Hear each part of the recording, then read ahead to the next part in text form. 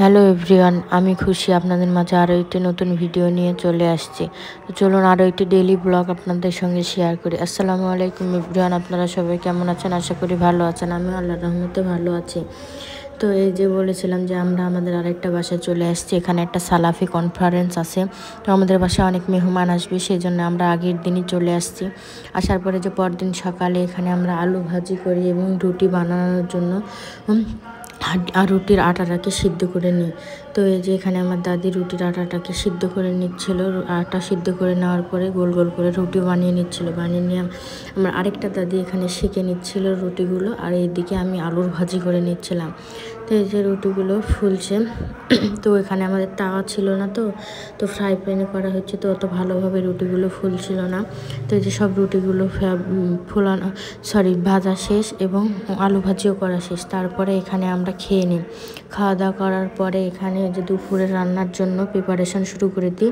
তো ভর্তা করার জন্য এখানে আমরা পাতাগুলো বেছে নিই এবং আমার দাদিরা ওইগুলো বাছছিল, আর আমি এদিকে চা খাচ্ছিলাম। তারপরে এখানে সবজি কেটে লাউয়ের সবজি, অনেক লোক আসবে তো ওই জন্য অনেকগুলো লাউ বসিয়ে দিয়েছি চুলায় রান্না করার জন্য।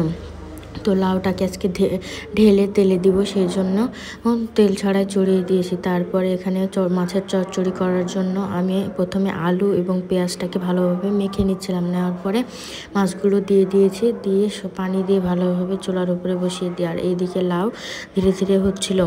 তো তারপরে এখানে আমার ক্লিপ নেওয়া হয়নি। তো এখানে ভর্তা করে রেখেছে চিংড়ি মাছ এবং লাউয়ের পাতা, আর যেখানে মিষ্টি এবং মাছের চচ্চড়ির সাথে লাউ চিংড়ির তরকারি সব এখানে রেখে দেওয়া হয়েছে। তারপরে দুপুরে খাওয়া দাওয়ার পরে আমরা চলে যাই সালাফি কনফারেন্স দেখার জন্য। তো দেখেন এখানে কত দোকানপাট বসছে। এখানে সংসারের যাবতীয় যা জিনিস, যা প্রয়োজন মানুষের, এখানে সব দোকান বসছে। তো চায়ের দোকান, এই যে কোকের দোকান, তারপরে এখানে রুটি, তারপরে মাংস, মানে হোটেল বসছে এখানে। তো এখানে খাবারগুলো কিন্তু অনেক মজা লাগে খেতে। যে কিছু কিছু দোকান বসছে, এখন বসতেই পারেনি।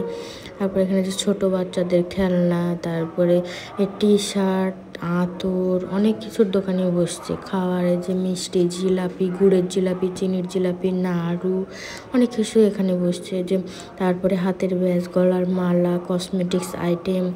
এদিকে এসে যে ধরেন অনেক ধরনের আচার, আপেলের আচারও কিন্তু এখানে আমি দেখলাম ফার্স্ট টাইম।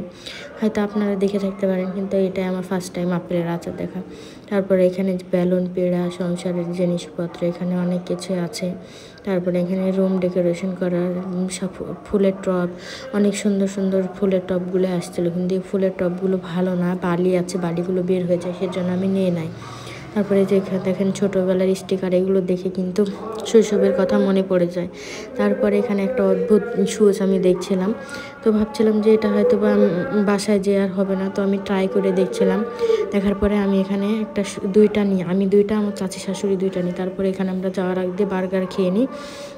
তো তারপরে আমরা বাসায় চলে যাই। তো আমার ভিডিওগুলো কেমন লাগে আপনারা সবাই কমেন্টে জানাবেন এবং সবাই সাবস্ক্রাইব করে আমার চ্যানেলটাকে পাশে থাকবেন।